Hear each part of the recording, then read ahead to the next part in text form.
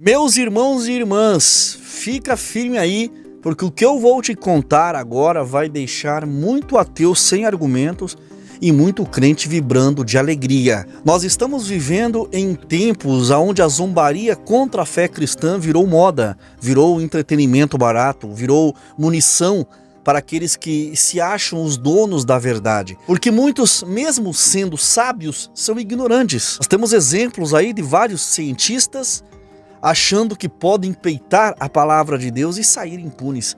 Só que desta vez o jogo virou. Um ateu, aqueles que adoram cuspir desprezo contra o cristianismo, tomou uma surra intelectual tão grande que ficou caladinho. E olha que foi ao vivo, diante de todo o Brasil.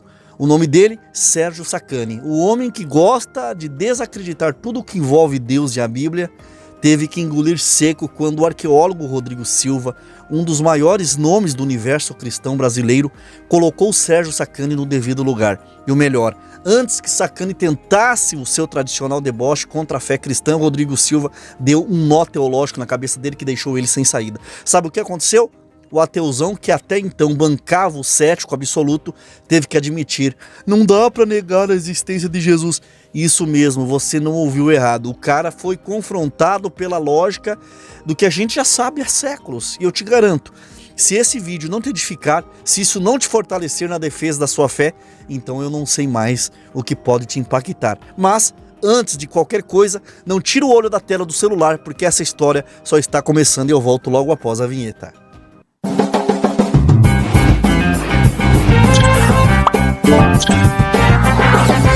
Sejam todos muito bem-vindos a mais um vídeo aqui do canal e antes de mais nada, eu preciso da tua ajuda. Se você chegou aqui agora, já aproveita e mete o teu dedo no like, porque isso fortalece demais o nosso trabalho aqui no YouTube. E claro, se inscreva no canal e ative o sininho das notificações para não perder nenhum vídeo novo aqui do canal, porque aqui o conteúdo coloca fogo nas marmotagens Penteca Gospel quase todo dia. E agora um recado importantíssimo: se você vem travando uma guerra contra a balança, já tentou de tudo, dieta, caminhada, academia, e os resultados não vieram, você não emagreceu, presta atenção nessa dica. O Nutrim pode ser o teu maior aliado para recuperar o peso ideal de forma natural e segura. O Nutrim é um produto 100% natural, à base de ervas, que dá resultados de verdade.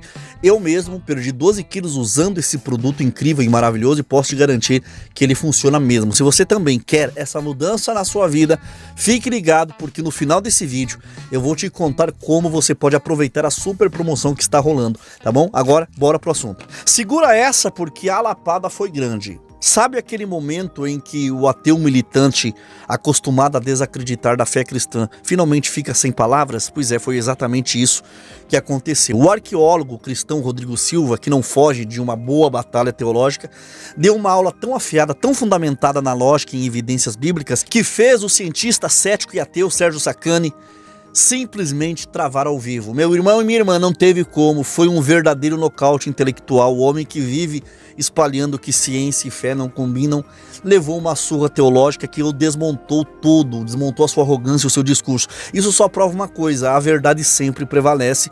É como está escrito em Provérbios 21:30, não há sabedoria, nem inteligência, nem conselhos contra Yahvé. Quando a palavra de Deus é colocada à prova, ela sempre sai vitoriosa. Agora me diz, quantas vezes você já viu crentes sendo ridicularizados por ateus arrogantes? Quantas vezes deixamos de defender nossa fé por medo de sermos zombados e atacados? Pois hoje você vai ver como um servo de Deus bem preparado faz toda a diferença e cala a boca dos debochados. Vamos assistir. Aí, uns negócios que o pessoal fala. Moisés recebeu para escrever os 10 mandamentos, né? Os 10 mandamentos, é famoso, né? São as tábuas lá, né? Como que a gente sabe que existe? Que elas foram encontradas? Não, os 10 mandamentos não foram encontrados, desapareceram. Mas olha, vou colocar da seguinte maneira. Eu vou fazer o papel aqui de um questionador chato. Só para fazer ilustração. Quando você fala comigo que o universo tem 13,8 bilhões de anos, eu falo: como é que você sabe? Aí você fala: não, é que nós temos dados assim e tal, papapá. Aí você fala: tá, mas a luz se propaga a 300 mil quilômetros por segundo. Tá, Mas como é? Me mostre, eu quero ver. Não, não é bem assim, Rodrigo. Não, mas como é que você sabe? Eu não estou vendo isso que você está falando. Eu não estou vendo os 13,12 bilhões. Fala assim, sabe o que é? É que você está vendo só a luz aqui. Eu estou vendo a ciência por detrás dela. Então, posso dar uma sugestão com você? Estuda ciência comigo e você vai começar a entender que há algo muito mais do que uma lâmpada aqui. Eu não estou vendo o átomo. Estuda a ciência comigo, você vai ver que há algo muito mais do que essa mesa. Então, o que acontece com a gente que é teólogo? Quando muitos de vocês às vezes falam assim, não, mas eu não estou vendo Deus aqui. Eu já estou vendo. Estou vendo Deus em que sentido? Da mesma maneira como você está vendo um átomo aqui que eu não estou vendo. Entendi. Você está vendo um espaço nessa mesa aqui que eu não estou vendo. Quer dizer, eu não estou vendo assim. Um pouquinho de ciência eu estudo por cultura, mas eu não sou um cientista nesse sentido, né? Eu sei que aqui tem espaço entre a mesa, que a energia passa, eu sei que a energia aqui eu não estou vendo. Então, esse conhecimento vai permitir você ver coisas mais do que simplesmente as coisas em redor. O Starlink, se tivesse instalado aqui, eu não estou vendo as ondas que ele está mandando, mas elas existem. O Quasar, as ondas que são emitidas, enfim. Então, o que a gente convida muitas vezes, quem está do lado de lá, é conhecer, parece uma coisa chata. Eu falava, vou dar uma Bíblia pro Serjão, vai ter gente que vai pegar recorde. Eu odeio convertendo o Serjão e tudo tal. Mas são duas coisas. Primeiro, é uma busca de saber. Por que isso, se eu fosse um ateu, a pergunta que eu faria, Sérgio, seria o seguinte: o que leva... Eu já sei por que eu não creio em Deus. Mas o que leva um cara do nível acadêmico de fulano, doutrando, ciclano, do meu orientador, acreditar em algo... Peraí, eu quero saber o porquê. Esse é um ponto. Eu iria querer saber. E o segundo, aí eu vou fazer uma defesa agora da chatice crente. Eu vou te falar qual a diferença da chatice crente. Se você como ateu tiver certo, você é feliz como ateu. Eu sou feliz como crente. Você deve ser muito bem casado com a Cíntia. Eu sou muito bem casado com a Laura. Você ama o que faz. Eu amo o que eu faço. Você é um cara legal. Eu também me considero um cara legal. Você divulga ciência. Você foi para Brasília e faz isso. Eu também divulgo ciência. Nós somos iguaizinhos. Isso. Agora, se nós dois morrermos, não fez diferença nenhuma. Então, quer dizer, o seu ateísmo, a gente vai empatar até a morte. Ah, sim. Mas se eu tiver certo, você está perdendo muita coisa. Entendeu como é que desempata? Porque a gente pode ter uma vida igualzinha, mas, cara, se eu tiver certo, dos dois aqui, e tiver uma vida eterna, tiver um céu esperando, tiver um Salvador que morreu na cruz do Calvário para te libertar dos seus pecados, te dar a vida eterna, se eu tiver certo, aquela criança na igreja católica que você foi padrinho tem todo um sentido naquela entrega a Jesus ali, que a coisa é boa demais para eu ficar calado e não te convidar a experimentar. Agora, eu reconheço que às vezes a gente erra na dose e fica chato. É igual pai babão. Você que é pai, você sabe. Você tem, às vezes, que... Sim. Então, às vezes, a gente insiste sim. Eu insisto. Eu quero que você aceite Jesus como seu salvador pessoal. Eu reconheço. Parte da chatice, eu deploro. É aquela que eu questionei no início. Os advogados de Deus que tem na internet aí, venha para minha igreja, seja parte do meu CNPJ, você está errado, você vai para o inferno de cabeça para baixo, o juiz. Eu abomino isso. Esse fã-clube doentio de Deus. Eu abomino isso. Mas a outra parte, eu entendo e me identifico com ela. Porque se o que eu acredito é verdade, Serjão, cara, você é um cara gente boa demais para ficar de fora. Você entendeu? Mas aí a minha questão assim é a seguinte: como que nós vamos descobrir? Só de que a gente morrer, né? Não necessariamente. Não? Pelo método científico, só quando você morrer. Mas você sabe que há verdades que você não descobriu pelo método científico, mas você continua agarrado a elas porque você não tem explicação melhor. Sim. Alguns modelos da existência do cosmos e da vida, você não tem uma explicação para elas. Mas você se agarra àquele modelo porque é o melhor que você tem. Hoje o modelo melhor que eu tenho é esse. Essa é uma diferença entre o ateísmo e o teísmo. Vou te explicar. Me ajuda aqui agora, que me deu um branco, aquele da matemática que fez a incompletude. Gödel. O Gödel, galera, se eu errar aqui me corrija o Sérgio, que eu estou entrando na sua área aí.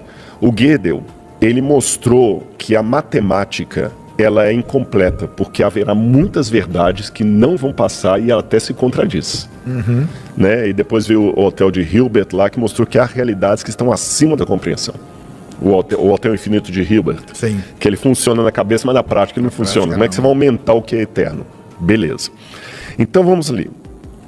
O universo. Eu sou obrigado a acreditar que o universo começou. Por que eu sou obrigado a começar, Sérgio? Porque se eu não acreditar que o universo teve um começo, quando eu falo universo, tudo, tá? Energia, matéria, tempo, tudo tal. Se ele não começou, eu vou entrar num contrassenso arqueológico.